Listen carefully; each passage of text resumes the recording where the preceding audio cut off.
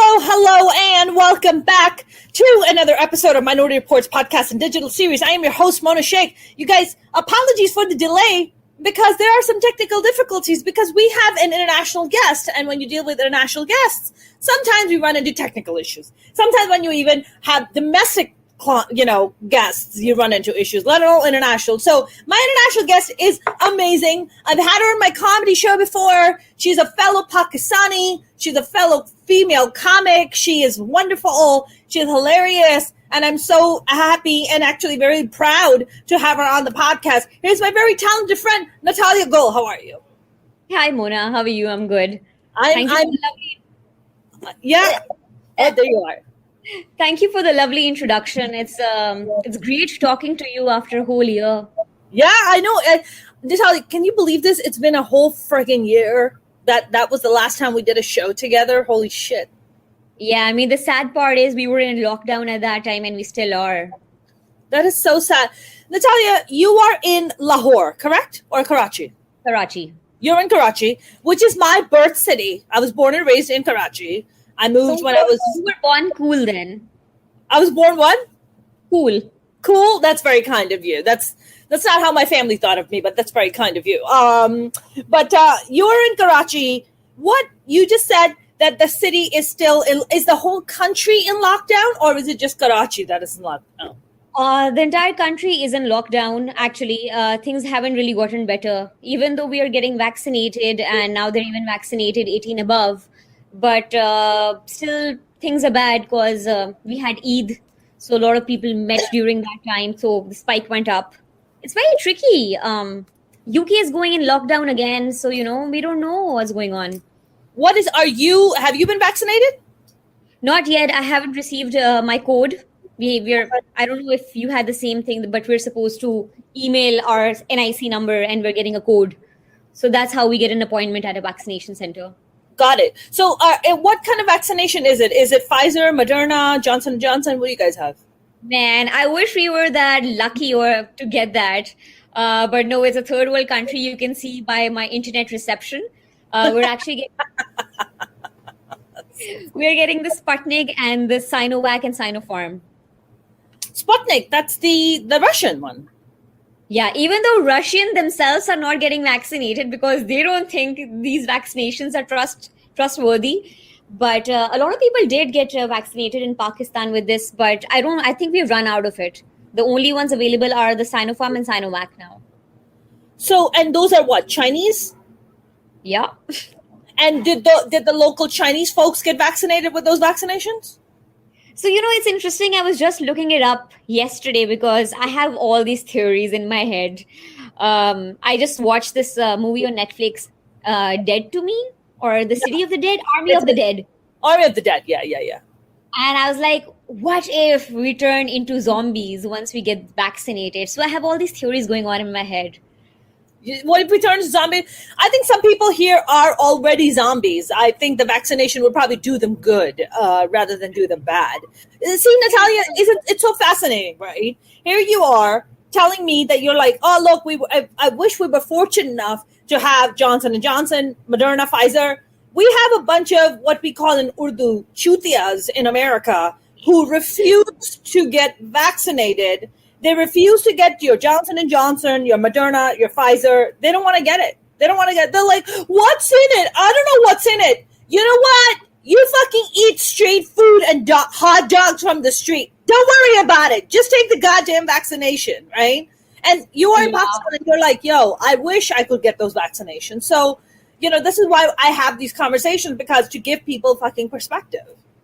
I mean, because with these the effectiveness is really low compared to Moderna or Pfizer. So people who are getting vaccinated with these vaccines, it's not working because there's a surge of infections happening again. So we do need good ones. We do need the one which acts on the messenger RNA, which is the Pfizer and Moderna one. That's correct. I got Johnson & Johnson. So I only had a little bit of headache and I was fine. But Johnson & Johnson, I think, is about, they said about 90% effective. Yes. So what's the effective rate of these vaccines that are in Pakistan right now? I think the Sinovac is 67%. Sinopharm is better. It is still around 70 to 80. Sputnik, I'm not really sure.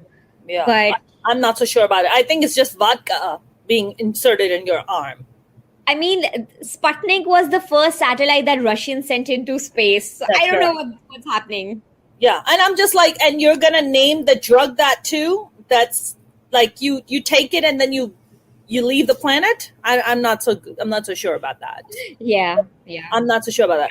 I'm pretty sure that's going to be a fun trip too. I mean, Yeah, getting that's out of very funny. You're not coming back. Tell you that much. If you're taking a trip on Smutnik, there's no fucking way you're coming back. Man, I am. I am really scared for everyone. I mean, we just had a news yesterday. I forgot. I think it was Dr. Fauci, who's our head of disease here.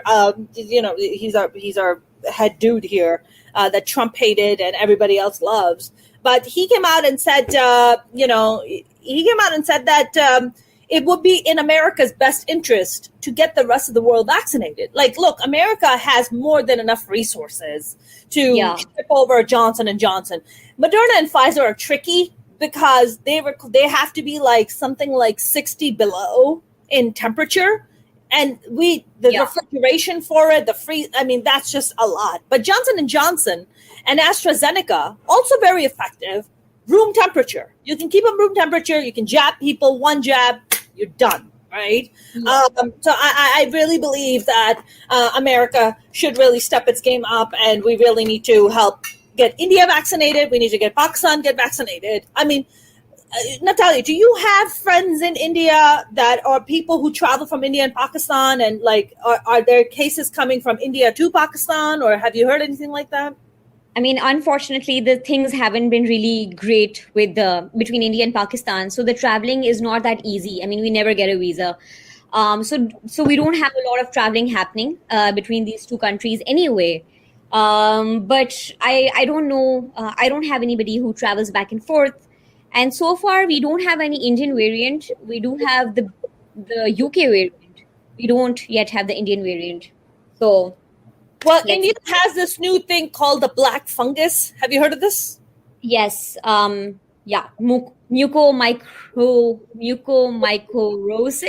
I don't even know what. It's just what is happening in India is so heartbreaking. Like, you're watching people die. I think because Modi really is just not a good leader at all for Indians. He has just let the country. He's just let the virus run amok. I mean, it's really insane. Have your parents been vaccinated, Natalia? Yes, my parents have been vaccinated. My mother-in-law just got vaccinated. You know what? I feel like if we had a different government and not PTI, if we had People's Party or if we had the Nawaz League taking care of the country during the pandemic, I think the situation would have been much worse. I mean, I feel the government is taking all kinds of precautions before things are going bad. Yes. They have already prepared for this new variant, which is the Indian variant. They have figured out that it's happening to people who are diabetic. So there's so many unrecognized cases of diabetes in Pakistan. So they've actually created an NGO to get people tested for diabetes. So strategizing is better in this government. Yes. We have gotten like 5 million doses of vaccine, which I feel wouldn't have been possible if it was People's Party or PMLN. Can I ask you something, Natalia? Is the vaccination free or do you have to pay for it? It's absolutely free, and we're so lucky that it's happening this way and everything. Like, I took my mother-in-law to get vaccinated to Aga Khan, and everything was so smooth, and I was very impressed how things were taken care of. Well, Aga Khan is the top-notch hospital. Yes, but it was for free. Even in other local government hospitals, nobody really complained about anything going wrong. So I was really impressed that, okay, so the basic thing that they did was that they broadcasted messages for COVID updates on phones. So every time you call somebody, you would hear an alert about COVID. So that created a lot of awareness for the masses who do not have a TV, who do not even know sanitizers exist. They were drinking sanitizers initially. They thought we have different issues. I mean, they heard Trump that you drink sanitizer and that's your for corona. Right. You drink Clorox and it helps or you take UV ray light and shoot it up your ass, and that's how you get rid of COVID. And it's just like, that's That's never worked. Like, who's shooting lights up their asses? Like, what the fuck? No, thank God. I mean, look, thank God. Thank God we got Biden in place. So he's like, they just announced this week 50% of all U.S. adults have at least one shot of, vaccine, which is huge. Pakistan is a very big population. Pakistan is about 200 million? Yeah, exactly right. It's like 20 crore. Yeah, exactly the same thing. Yeah. Yeah, it's about 200 million. I mean, Yeah. even if you have 5 million people vaccinated, that's not even a dent. Like, that's not even, that's like a nothing. The another issue is that a lot of people in Pakistan do not still have an ID card. We live in poverty. People are not registered. So that entire process, but because of pandemic, a lot of things have been because government was offering money and funds. So a lot of people, because of that, they got registered. They got an NIC for the first time. Even now, they're registering Afghanis. Because a lot of Afghans, they do not have an ID card in Pakistan. So things are getting better. I see a good future for us finally. Yes. I'm positive. Yeah, I mean, Natalia, do they announce how many cases there are per week or per month or per day of deaths and COVID cases? It's not too bad. The spike has gone down. I really don't know today how many cases we were reported today, but I feel like the cases went up 2 days ago because a lot of people met during Eid. And we had rallies for Palestine as well, which I was really scared about because we had a huge rally for Palestine on Shara Faisal. Wow. And I was worried that COVID cases might go up, but so far things are okay. We're going down in the spike. Are people wearing masks? Is it mandatory when you go out to wear masks in grocery stores and stuff? Yes, it is mandatory. And these days we have another restrictions that we cannot leave the house after 8 p.m. So we're under a lockdown like that as well. You guys are in a curfew. So when you say a lockdown, so only necessary stuff is open, like grocery stores and doctors and hospitals and things like that. Yes. And it's so sad that we haven't been able to have the comedy open mics that we were having every Friday. For us comedians, it was a great way to write and perform every Friday. We haven't performed since Ramzan because I was still having these comedy open mics in Ramzan. We had for 2 weeks. And then again, we had in-person open mics? Yes, things were better. Things are better. And again, during Ramzan, everything went back because a lot of people were having like game nights and people, you know how Karachiites are. We just need a reason to party. So in Ramzan, we had game nights and not just like 10 people. I saw a gathering of like 200 to 300 people. See, that's not right. That's not exactly. People go overboard, That's not right. My friend James here is asking, are there any anti-vaxxers in Pakistan? I'm pretty sure they are. Just today, I read this article in an Urdu newspaper that I don't know who the scientist is saying that people who are getting vaccinated are going to die in 2 years. So we do have people spreading all kind of But the good thing is, what I noticed is that my husband went for prayers on Friday, and that the Maulvi was actually telling people to get vaccinated. Oh, when a person, higher in faith, or somebody says comes from that means that people do listen, and that was surprised. How with Maulvis. Yeah, because the mullahs have a very big authority. They're very, their word holds a lot of power. I mean, that's wonderful that they're preaching that. Natalia, we have such an anti-vaxxer problem in America. I mean, we think that we have, uneducated people in third world countries. No. We have plenty of ignorant, uneducated people right here in the United States of America. They have a battle against vaccines, man.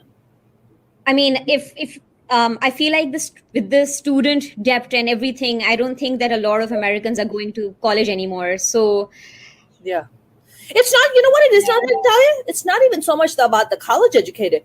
Even the educated people, there's a level of ignorance. In Urdu we say "padhe likhe jahil," like educated ignorance. And I think that those kind of people are everywhere. Then. Yes, they're everywhere. It's regardless of color and culture and religion.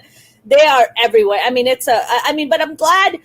It sounds like Imran Khan is doing a pretty good job at managing it, but maybe it's not moving it at the pace that it should. Yeah, I mean, a lot happened when he came in power. So, he's just been just saving it. Our economy is getting better. There's a lot of investment. There are a lot of new ventures happening. So Yeah. things are moving for better. It's going to take a while. We're in recession. We're in debt. So, we gotta take. And then if we go in a lockdown, it does hurt an economy. So he's Mhm. dealing with so much, I feel. Yeah. I mean, I know that Saudi Arabia was recently making a trip to Pakistan. Didn't they drop some checks?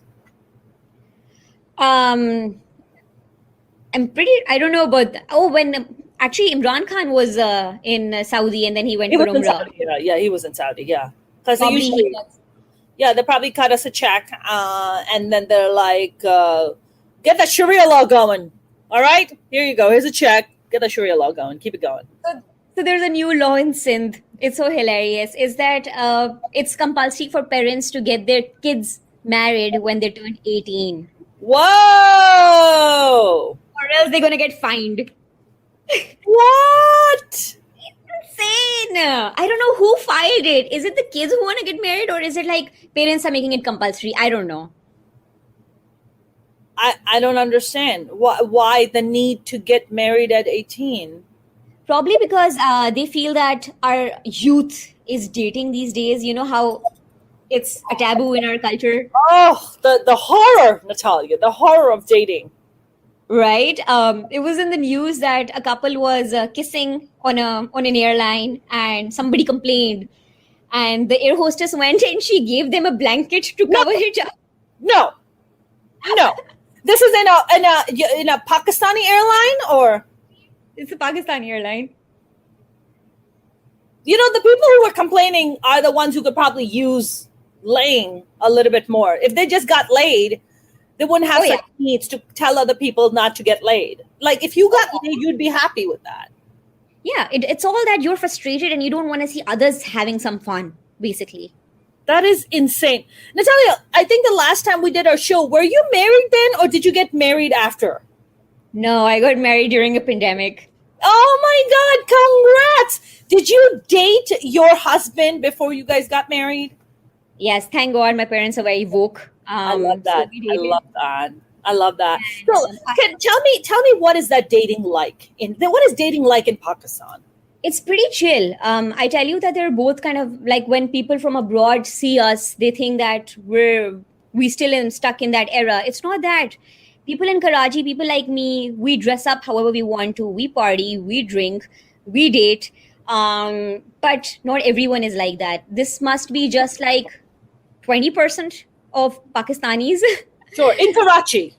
in Karachi, especially, Yes, yes. who I can just call label as defense wale ya burger awam, Burger Awam. That's right. That's elite right. awam, elite awam. Right. And for the people who don't know what is it that we're using, the terms we're using, defense is a very posh area in Karachi. Call it like kind of like the Beverly Hills of Karachi.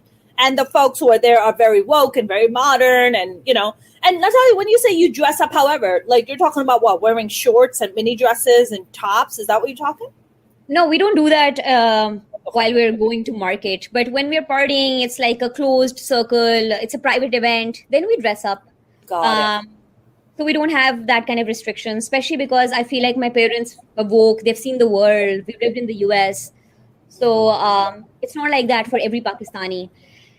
So what were we talking about exactly? We were talking about dating. You were telling me the dating process. Yeah. So yeah, we dated for 2 years and then we got married just to make our relationship halal. All right. Can I ask you some personal questions? When you're dating, so dating in America or dating in the West is very different.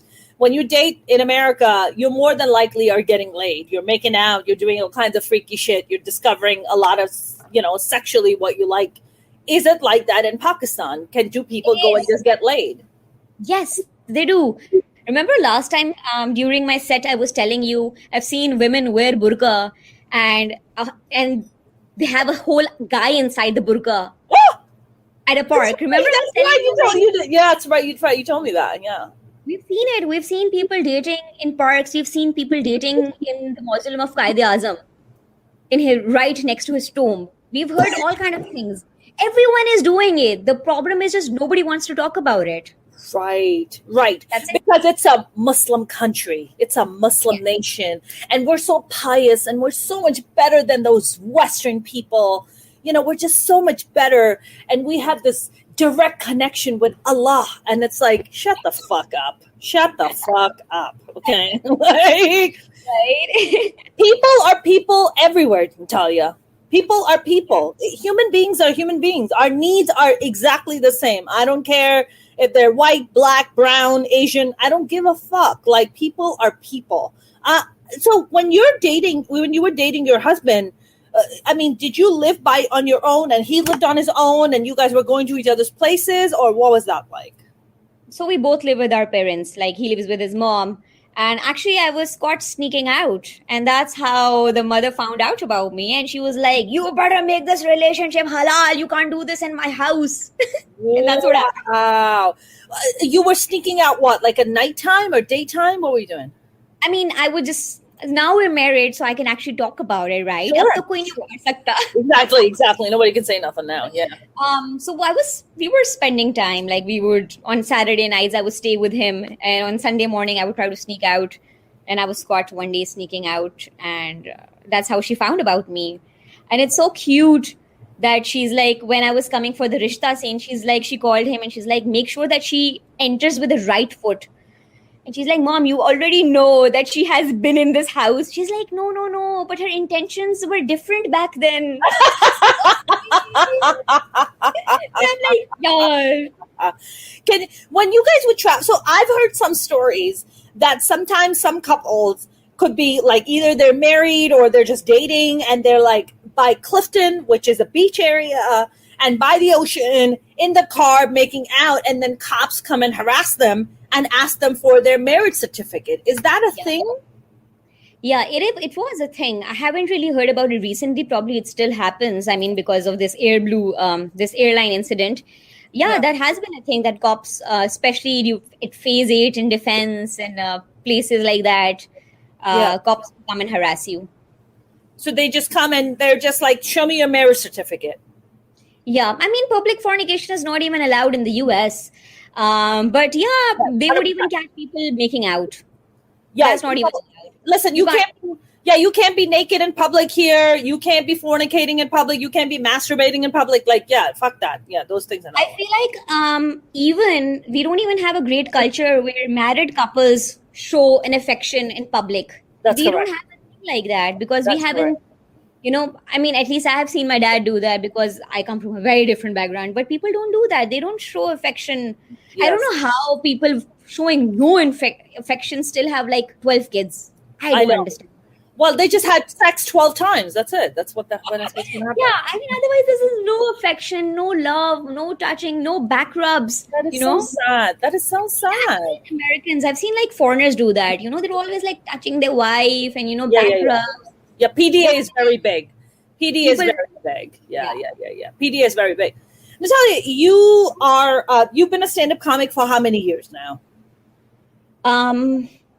2017. Okay. So 3-4 years. Okay. Yeah, 4 years. What got you into stand-up? I mean, to be a Pakistani woman living in Pakistan doing stand-up comedy, first of all, kudos to you for doing it, because I know it's challenging in America, but holy shit, Pakistan has its own set of challenges to pursue a career like that. So first of all, what got you into comedy to begin with? I was an actor since a child. I was taking part in all kind of plays. So I was just always a character in my house. I really didn't know who Natalia was. I would just absorb characters from my real life. I became a dentist because I really liked my uncle's daughter, who was really nice and was a dentist. And I went to the same university. I was like, I want to be just like her. Yeah. And I soon realized that wasn't the passion that I was looking for. Sure. So with dentistry, I was part of commercial theater plays. I did a lot of plays. And I just grew love for that. And then Faiza Salim, Faiza, who's yes, who started this South Asia's all girls comedy troupe. She saw me in one of the plays, and she was like, "Come be part of this group." And I started improv with her. Yeah. So when a stand-up comedian saw me perform improv, and he pushed me that you should become a stand-up comedian. I was like, I have always played a character I don't know who I am. I don't know how to tell my story. I'm very shy. I'm an introvert as a person, but I'm on stage when I'm a different character. I'm a different person. It's like no, no, no. And he booked me a show with Junaid Akram, who's like a really renowned stand-up comedian. And under that pressure, I started writing, and I just performed a show, and I got paid for it, and people liked it, and I was like, that wasn't so bad. Yeah, yeah, yeah. I mean, because did you do characters or did you write stand-up? No, I wrote stand up, and that's the stand up I wrote for the first time was being Sindhi because that's a part of my identity, and Right. all the things we see and find humor in it, and Yeah. then shit went out of the roof. Yeah. I mean, stand-up comedy has really picked up. I know in India it's picked up quite a bit in the past 10 years, but in Pakistan, you would say stand-up comedy has really begun to really vamp up, what, in the last 5 years, 10 years? What are we looking at? I mean, okay, I feel like it has been steady. It hasn't made a career for stand-up comedians yet that we leave our day job and rely on it completely. So we don't have Okay. a lot of opportunities like that. So Okay. I would still say that we're in a growing stage right now. Got it. So even though you're a stand-up comic, are you still a dentist? No, no, no. I'm not a dentist. Actually, when this incident happened about me quitting stand-up comedy because I felt like I couldn't write anymore, that's the time that I created a platform called The Jungle for an artist where they find a safe space to talk about their art without being censored or shut down. So that's the idea behind Jungle.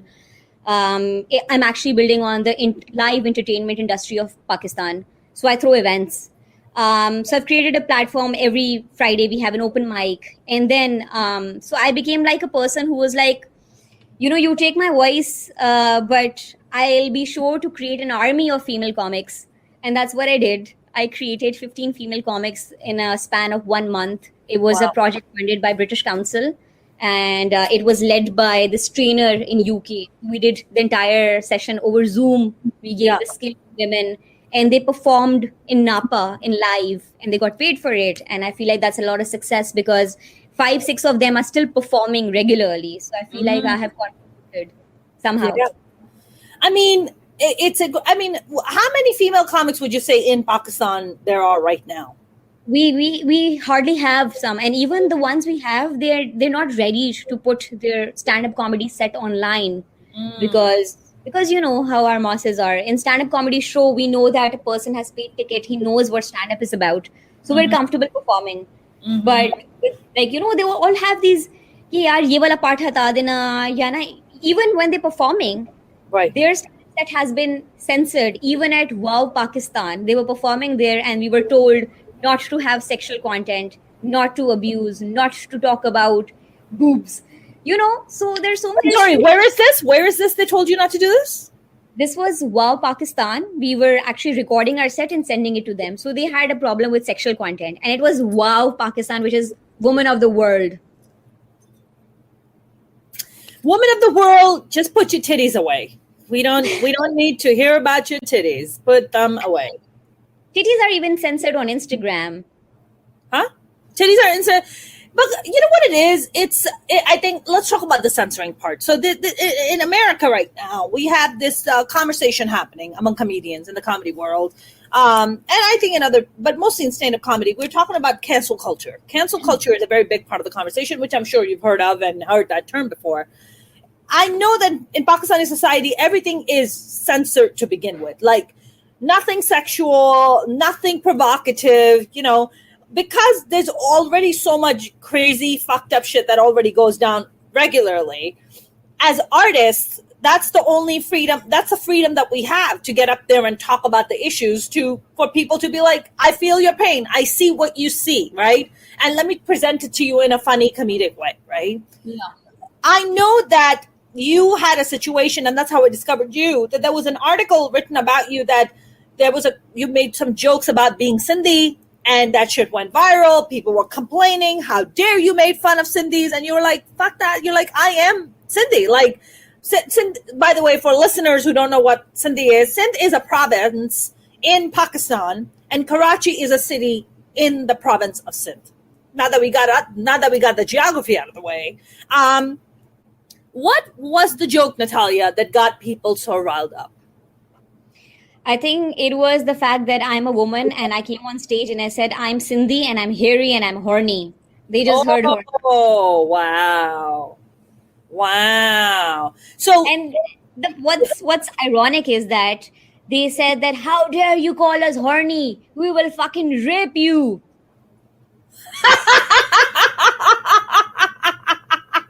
I'm sorry, that's They so were sending me rape threats. And I'm like, exactly my point. right.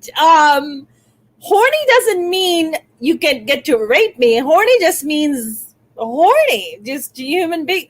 So, Natalia, let me ask you this. If Junaid Akram, who's a very established comic in Pakistan, was to go up on stage and be like, I am whatever, I'm Punjabi, I'm Sindhi, I'm hairy, and I'm horny, you think that would have been received a lot differently than what you did? I can give you 3 examples for that. Ali Gulpir has an entire song of Vadere Ka Beta. Okay. Can you translate that? Vadera is like a landlord of Sindh, and he's talking about his son. And in which there's a few words where he calls the dog the Vadera as well, dog the landlord as well.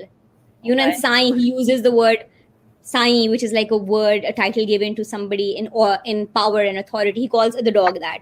He did not get a lot of shit like that. But I can say, chalo, theek hai, the Ghana was not that much of an attack on the Sindhi community. It only targeted the Vadera, which is like a privileged community. Fine. Right. Anwar Maqsood did the same thing. He got a little heat for it, but nobody slut shamed for it, of course. Shehzad Gayas, a famous stand-up comedian, made jokes about Sindhis raping dolphins. That's why the dolphins are blind in Sindh. Are they? It was a joke. And they are. No, but nothing happened. So it was the fact that a woman was making these jokes. Mm-hmm. That was the problem. And I was being targeted because I was a woman, and I was being slut shamed for it. I was getting hate post made with the pictures that I'm wearing sleeveless in, and they're like, "Look at this shameful woman." Nobody really criticized my art because I was open for a dialogue. The people who commented, who just had concerns about the content, I spoke to them nicely, and I told them my part of the story. I feel this way, like, no offense. But people who were just starting with the fact that they were slut shaming me and all kind of things were going around on the internet, I can't reason with that. I can't even pay attention. Right, but that's also not a reasonable argument where somebody's coming on and making a rape threat to you. How do you argue? How do you have a discussion with someone like that? You can't. No, you cannot. I just kept on deleting inbox and comments, and it at a point came where I was like, I cannot even read it anymore. I don't want to hear it anymore. So I had to deactivate my accounts. So I was like, the only way to stop it is just deactivate all my accounts, and that's exactly what I did. And at that point, I even lost the people who were supporting me because, I didn't even wait for the support to arrive. There was a lot of support. But I didn't get to see it. Natalia, did you have people threatening to come and hurt you and murder you and all that shit? And did people try to find out where you live? Like, was that a real threat for you, for your safety and your life? I did leave the country for a bit. It was just my dad was in the US. He was like, just come here. Just come. You need the break. Wow. Then I went to Mexico. Wow. That entire episode wasn't that bad. Well, Mexico is not in the United States of America. So you said you would. Okay. No, I went to the US and then I went for a trip to Mexico. Okay, got it. Which is 5 days. But the thing is that all this ended, things were better. And then there was this one person who had some personal beef against me. He started making multiple accounts and starting posting my pictures on like naked videos and bodies and making all kind of memes. Oh my I had goodness. FIA to report him. And I had a show that evening, and I went and I showed all those pictures to a 60-year-old uncle and saying that, uncle, can you report this person? This is an FIA, this happened, that happened. I had to bring all that evidence. And the evening I went to my show and I was like, I don't even think I can perform. But my fellow comedians were like, just say whatever you want. And I went up to the audience and I was like, I don't think I can continue comedy because I'm going through all this, and I just saw all that and had that trauma, it's still with me. I kind of stopped performing. I would get anxious. I Yeah. stopped writing. Yeah. It took a while, but things are better now. Well, I just want you to know, as your consider me your sister and supporter, that I am I'm in awe of you. I admire you. I have so much respect for you, and you will be doing the world a disservice if you stop doing comedy. So we need you to keep doing comedy, Natalia. Yeah, I mean, I had a lot of anger, but then I understood that, they haven't seen women. Did you ever find out who this asshole was? I don't know, but all his accounts got deactivated. I do know his name, and I know that he is from my same village. He's from my village. Wow. What village is this? Gumbat. Wow. So do you know what he looks like? I don't know. I have to dig him. That time I knew what he looks like because his profile was all over. We really found out who it was, person behind it. Actually, he was the one who started campaigning against me as well when I was getting commercials. Because he was like a amateur comedian as well. And I think he had the beef that I am getting I'm getting brands. He started a campaign against me. Then he started with all these nasty pages. There's a lot of jealousy. There's jealousy happening. Yeah, definitely. It was a personal desire or whatever you want to say. Because, trolls never do that much to you. They just shame you and just leave. This was like a personal beef. What a piece of shit. Well, has he just stopped contacting and stopped doing this now? That person has vanished. I don't know if it was FIA or that person realized. I don't know what happened. He's not there anymore. I hope COVID came and got him. I really pray for people like that. I'm sure it's karma. Something happened to him. Yeah, I really hope COVID got him. And then I hope the black fungus got in his system too. Fuck that guy. I hate people like that. Natalia, when you guys perform together, the female comics, and you guys, what is that like? Is there, we also have an issue here in America in the comedy world of harassment and sexual harassment that goes down from male comics to female comics. So when male comics, is that a thing in Pakistan where there's a level of harassment? Not really. The kind of audience that we attract for our shows is a padi likhi awam. No, I'm talking about other male comics harassing female comics. Male comics harassing female comics? No. That doesn't happen. I feel like we have a very supportive community. Wow. Very impressive. Very impressive. Even if I did hear something, but I felt like it was dealt with by other male comics and they took charge. So it's not a normal thing here. Wow, that's very impressive.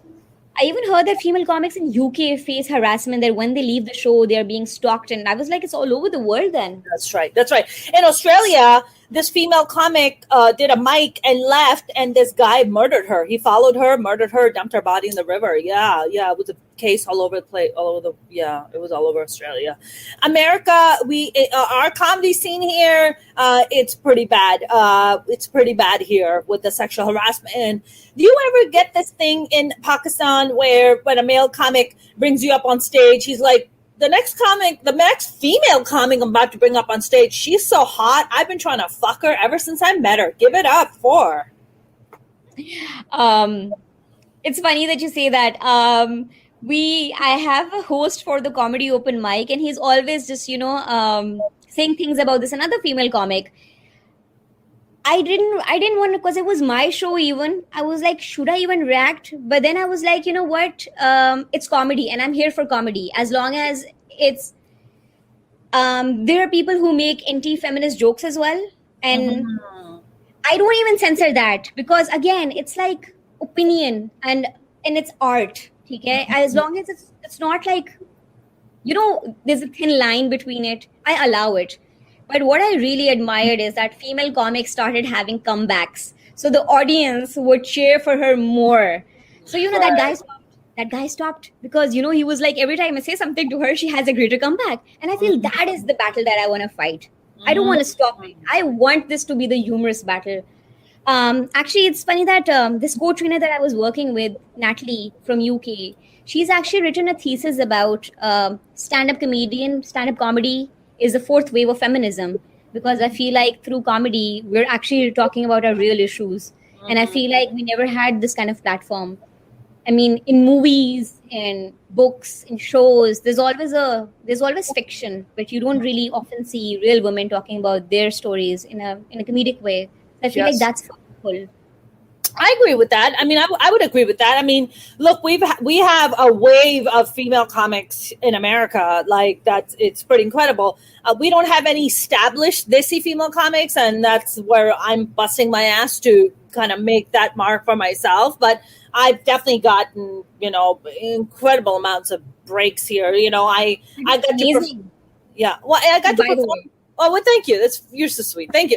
I got a chance to MC the Women's March in San Francisco and got to perform in front of 60,000 people. Like that's a massive achievement. But America is still kind of dealing with how do we deal with an immigrant female comic who comes up there and talks about her life and talks about her upbringing and the cultural differences. So I think they're kind of coming to terms with that. Are there certain topics, Natalia, in your shows that you do, or even other shows you've done, where they're just like, you can't talk about sex, you can't talk about kissing, you can't talk about dating, you can't talk about, politics? What goes down? In corporate events, obviously, we cannot talk about religion, sexual content, and politics. These are the three things that we don't talk about.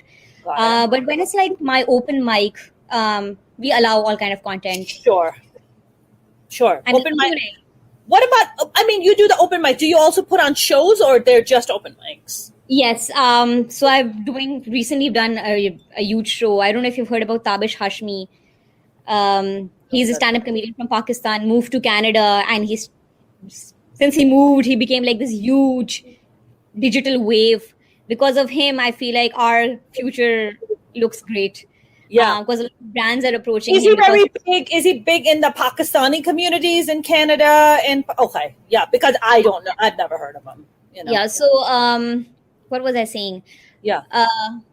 So because his comedy is catered to a certain crowd, it's catered to more Pakistani. I feel like it's more because we do our comedy in Urdu. And I think हमारी वैसे भी then obviously our audience is limited. I feel like even when I upload a lot of videos on YouTube, I have Indian audience as well, which is surprising, and it's amazing to see that Indians are supporting my content when I talk about relationships. Pakistanis. 100%. Look, I got hired to perform with Ali Zafar. He was here, right?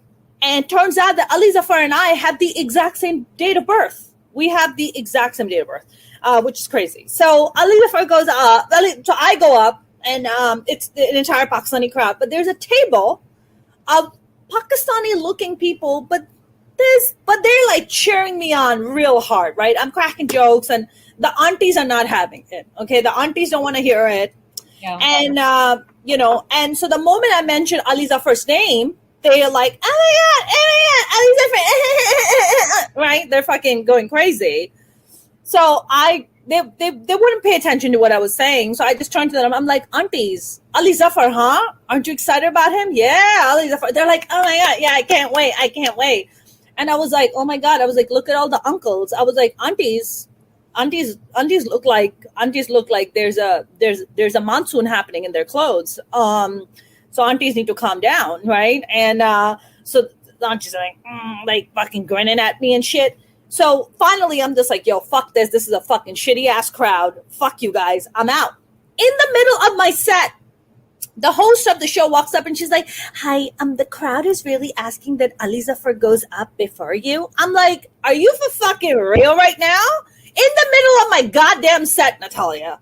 I'm like, you know what? Fuck y'all. Take the fucking mic. I'm out, right? And I leave.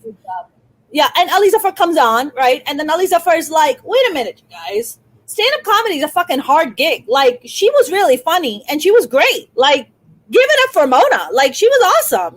Like, why are you guys giving her a hard time? And then I was just like, yo, I don't even give a fuck. So when he does his thing and he leaves, then I get it back up on stage and I just start ripping the fucking audience apart. I'm like, fuck you, go fuck yourself, eat fucking dicks. I don't fucking care. I am just going fucking off on the crowd. And this one table is just applauding, laughing, cheering their asses off. Turns out they were Indian Muslims dressed up as Pakistanis cheering me on. Dude, my biggest fans are usually not Pakistanis. They're Indians. They're Indian. Because Pakistani haven't seen women doing comedy. I mean, right. the crowd reacts very differently to a female comic. Yep. By the way, Ali Zafar is a harasser. He has a current. I know he is. I've heard his cases. But listen, nothing happens. Of course, gonna cheer him on. And of course there. And nothing. And I think what fascinates me about him is that even the women who came out and accused him are being slut shamed. They're being shamed, and nothing happens to these guys, right? Ali Zafar is not going to lose job because he's a fucking predator. It's not going to happen for him, right? Yeah. I mean, how many women did he harass, by the way? Or how many? What did he done? Did he rape women? What did he do? No, he hasn't raped anyone. He has harassed Misha Shafi, who's a fellow musician. Okay. Like harass her, like what? Tell her like he wants to fuck her, like what? Yeah, he has been like inappropriately behaving with her, and she kept on warning him, and that didn't happen. So she went out, and she went out public way after that happened. She came out later. Yeah. Natalia, do you feel like the Pakistani audience is getting more accepting and embracing of female comics and what you guys have to say? Yeah, I think it's only going to happen when we have more female comics. It's when they see more of them, is when they witness it all, and that's the only way to them absorb and accept us. Mm-hmm. So we just have to make more female comics. Right. We just have to, but also, I mean, besides your open mics, and of course in corporate gigs you can, but when you do other shows, when you guys have your all-female shows with, what is that? Huh? With Faiza, yeah. Faiza Salim's. Do you guys just talk about anything? Is there no restriction? Like, what is that like? Yeah, in our own shows, we don't have restrictions. But even for stand-up comedy, we have different kind of shows. If it's dirty comedy, we label it so people know that it's a dirty comedy. It's a rated R? What do you do? Yes, it's a rated R. It's called the Dirty Comedy Show. And what's surprising is that one time I saw like women in abaya, like in a abaya burqa come to our show. It was cute. I was like, I think that's how they kind of went out their frustration or something. Even by just hearing some dirty jokes. Could you tell they could laugh? I mean, they're covered. No, I didn't notice. But there was this one time I'm going to be... so this one time we had like 4 Maulvi looking people walk in our show, and they all had backpacks. And I was like, I think we're going down. So I went up on stage and I was like, I'm really sorry, but are you 4 really here for the show?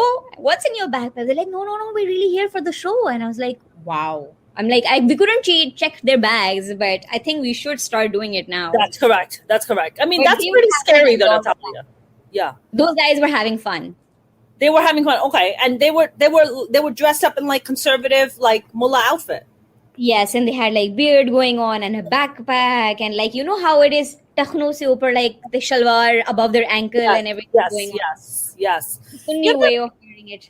Natalia, I feel like as conservative as Pakistani society can be, I have a lot of Iranian friends. There's a big Persian population in Los Angeles. Massive, right? Big Iranian population. So I have a lot of Iranian friends. And we were talking, so one of them is a stand-up comic. She's like my baby sister here. And we were talking, and she goes to me, hey, they're opening up a comedy club in Tehran. And they're like, they're a big fan of yours, Mona, and they want to bring you on to interview you, for the comedy club and stuff. I was like, okay. They're like, but you have to wear the scarf. Because in Iran, a woman cannot step outside of the house if her hair is exposed. Wow. The moral police will come and get you. Like, the morality police will come and get you, throw you in prison. So I feel like in that sense, Pakistan is way better in that sense. We don't have a Khomeini government. We don't have this ultra conservative, crazy Muslim, government that's going to be like, oh, Natalia, you can't go out. You can't, By the way, they don't even allow music. Women cannot play music on camera. That is not allowed. Women cannot go up on stage and do comedy. That's not allowed. You have to be fully covered if you even talk about. I mean, it's hardcore in Iran. Hardcore. So do you feel like I mean, with the current government, I mean, isn't Imran Khan's wife wear a full-blown burqa? Yeah, she does, but we don't have such restrictions. We're not like that of an Islamist state anymore, I That's feel. yeah. It was during Ziaul Haq that Yeah, even youth pastors were supposed to cover their heads. that's correct. I remember that. I was there when Zalhab died. I was there. Yeah, absolutely. No, no, I remember that. I mean, what? But you know, have you guys had like broadcasted comedy shows on air and like all these major networks in ARY and all those channels you guys have or no? No, no, no. I don't think we've made it that far. And another thing is that there are a lot of restrictions when it comes to these channels. You know, the kind of things that we want to talk about, they're not going to air it because you see the kind of content they make, the kind of dramas they make, the Yeah. kind of audience they have. They don't want to hear what we have to say, what our women issues are, or, how woke we are. So I feel like digital is the platform we don't need. TVs are obsolete right now. Everything is so digitalized and we have a lot of voice. We're not getting censored. I feel like we have had shows on YouTube which are uncensored when talking about everything. So I feel like we can talk about these things on digital compared Yeah. to TV. I mean, don't you feel that it would give you guys more maybe weight, perhaps, that if a Yeah. major network comes out and says, "Hey, you know what? I want to showcase this incredible talent over here." That would give us the audience which is like the masses, because the masses is what makes you and breaks you, and they are watching TV. Um, but unfortunately, the kind of content that TV wants to create is something that it never works out. A lot of people have contacted us, different channels, that we want to do like something like SNL, we want to do this. It somehow never works out. It just doesn't. Well, it doesn't work out because they have a lot of restrictions. And even how the TV operates, the production houses, how the channels operate, it's I'm not really happy with TV industry of Pakistan. I've had like really bad experiences in terms of money, in terms of professionalism. I hate it. Like I never say that. When I'm on shoots, I hate my time there.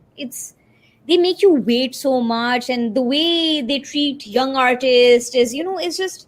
I'm still part of this show on Express where I'm doing like character in every episode. It's with Ehsan Khan. They've had a lot of budget in it, but they've never worked on the content, which is so important. So it's just I hate my time. I shouldn't be saying this here, but I really want to quit. I doubt it if they're gonna listen to this, so don't worry about it. You can talk. They do. I mean. So when I go on sets here, when I do shows, like I was on two major TV shows, one for ABC and one for Apple TV that's coming out soon. There's a lot of waiting. That's just kind of is part of the game. They just because they have to shift, they have to set the stage up and the mics and all that. And when they're ready, they're like ready on the set, and then they bring you on, wire you up, and then you do your thing. But as far as the money aspect goes, I think. In America, we have SAG-AFTRA, which is the unions that we have for television and for film. Do you guys have unions or stuff like that in Pakistan? We don't. I think we do have one union, which is actually held by the most powerful people in the TV industry and actors. But I don't think that they're effectively working on it, or they have created these laws. Recently, they started with this movement that they need artist royalties because we don't have that in Pakistan. So there was a petition signed and artists were voicing the concerns, but I don't think anything happened because we don't have a union. A lot of artists do not want to speak about their issues because they get banned from these production houses. So nobody wants to really talk about it. There's so many payments that are stuck. And this happens to big artists as well. I'm not just saying that it happens to new artists. I'm sure that extras never get paid at all. So there's so many people involved, and it's just all this corruption. I just don't like it. Right. I mean, I would think that these channels make money. It's not like they don't make money. That's how they stay in business. But then they cheat the artists. They do. They do cheat artists. I don't feel like when they give us the contract, so we don't have a lot of way for an artist to sign that contract. We do it because for me, I just do it because I love to act. I love to perform. Yeah. Otherwise, and I'm not really dependent on it money wise, but a lot of these artists, it's their basic job. It's how they earn. That's right. So for them, they just have to take the risk and they just have to bear all that. Right. Right. I mean, I mean that's it's so sad. You know, when I look at like these big actresses like Mavish Hayat, is her name Mavish Hayat, and Maida Khan, is that another Yeah, one, right? So how do they get paid? I mean, they look like they make money. yeah. Of course, when you reach a certain status, then obviously the ball's in your court. But to reach that, you have go through so much. Some people continue, some people don't. Is I there a mean, casting? Is there a casting couch thing going on? I'm pretty sure there is. I haven't experienced it, obviously, so I can't really say or comment on it. But I'm sure there are. And it's so sad that people like Mevish Hayat, who have worked and worked so much on their faces as well as on themselves, when they receive an award, they're told that they slept their way through it. We don't hear that about a guy, right? So That's it's so right. sad that, I mean, however big you get, you don't get a respect because you're an artist after all. So to get that accepted in the society, we're called the Kanjars, we call the Mirasis. Tell people what that means. How do I even tell how do you translate a Kanjar? Kanjar is, I would say, somebody who's low class, somebody déclassé, somebody who is ignorant. It's a derogatory term used for artist. Yeah. Yeah. For artists, I've never heard of that before. Yeah. If you're an artist, your family or whoever is going to call you Kanjar. It's a derogatory term used for artist. I did not know that. I thought Kanjar was just a term you use for somebody who was déclassé, somebody uneducated, unrefined, who's an idiot. I mean, Kanjar is used and abused as well, but I feel like it's more used for artists as well. Tu Kanjar hai, if you're doing all this, or tu Mirasi. Mirasi is actually pretty much used for artist. And Miras, what does that mean? Miras in real actually means that something that you inherit and which is a talent. But they use Mirasi in a wrong connotation. They use it to shame you. They don't mean good when they say it. When Mirasi meaning there's something wrong with you? No, it's only used for artists. That how do I even explain this? I'm gonna look it up and send it to you so you can share with the audience. Okay. I'm gonna keep that word in mind and ask other. I'm gonna ask my mom. Mom, what does Mirasi mean? Tell me in English. What does it mean? Actually, that's what my khala even said. She asked me, she calls me and she's like taking an update on things. And, I tell her about my company Jungle. I'm like, Your aunt. Yeah, your aunt. My aunt. Yeah. I'm like, auntie, I'm doing this. I throw events. It's for artists. People come. It's like a networking space. And I'm just giving her this entire pitch, right, about my company. In the end, she's like, chup kar. Kanjar khana hai.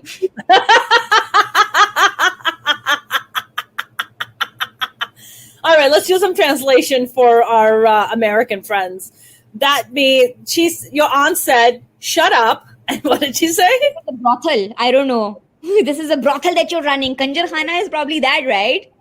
Right, that's like the intent of saying that it's a brothel. There's dancing happening, there's singing happening, people are partying. This is definitely a brothel. And it's funny because that's not what happens in brothels. There's just a lot of fucking going on in brothels. There's no fucking happening at the Jungle. Like zero fucking. I mean, that's what you think it is, right? It's called the Jungle. And I'm like, yeah, that's exactly what happens.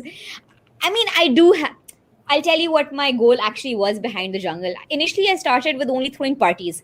I just wanted Pakistanis to get laid. That was my goal. Yes. That is a great goal, Natalia. Right? Listen, people should get laid and just not make any more children because the country is horribly overpopulated.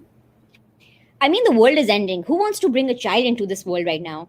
I don't, Natalia. I have no intentions. Do you want to have kids? I got an IUD. I am not having kids. Yes, Natalia. Reason 909.99 to love Natalia Gul. Are you kidding me? Dude, I have no desire to have children. Yeah, fuck that. I'm not fucking having kids. No desire. Yeah. No. Good for you. Is that more and more young people realizing in Pakistan where they're just like, dude, the world's ending. This shit sucks. Why am I going to have a child? Or people are continuing to have more kids? I mean, I don't think a lot of people think this way. But definitely more women do not want to have kids anymore. Just say initially when we were married, we were told that as soon as you get married on your wedding night, you must conceive. So in 9 months you have a baby ready, but not anymore. It's the aunties always asking you, do you have good news? My mother-in-law asked me the second day of my marriage. I went down to get eggs, and she's like, "When are you having an egg?" And I'm like, "What? When are you Well, popping I an have egg?" eggs. They're not fertilizing. That's all. And the craziest thing is that she's like, I've already thought of the name. He's gonna be called Qaid Azam. And my husband's name is Muhammad Ali. So she Oh my just god. wanted him to be called Qaid Azam Muhammad Ali. Oh my god. What does your husband do? Is he an entertainer too? He's actually a filmmaker. Oh, very cool. Well, and he makes like TV stuff, like movies. What does he do?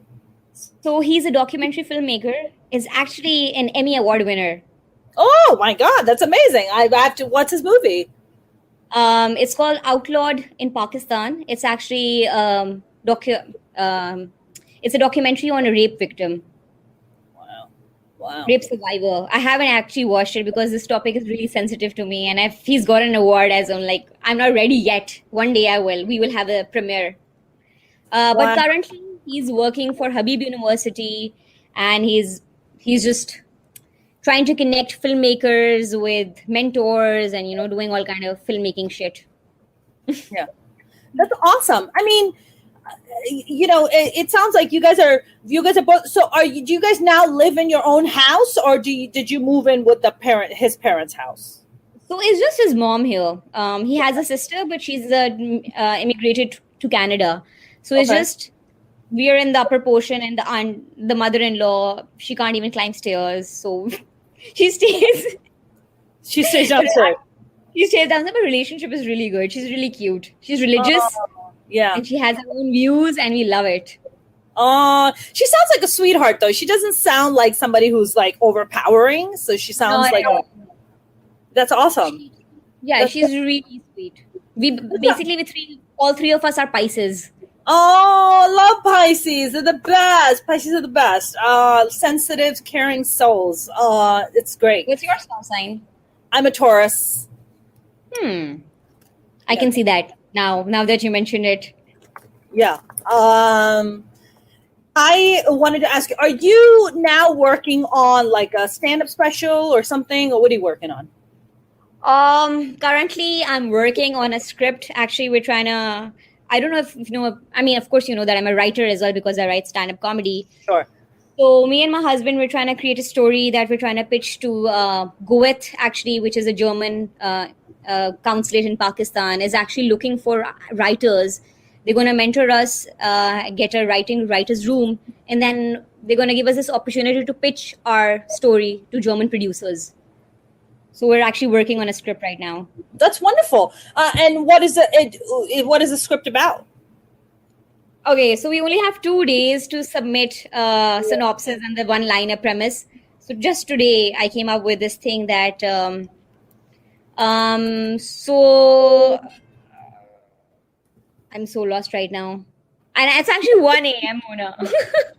I know, and I'm going to wrap up in like literally 1 minute with you. Okay, so it's just like a heroic journey of this. I'll tell you later. I don't want to ruin it right now by not. You don't even have to tell me the story. I mean, is it a TV? Is it film? What is it? It's a series. It's going to turn into a series. Okay, Leila wants to give justice to people, but she cannot because she's talking. Fuck it. I'll tell you later.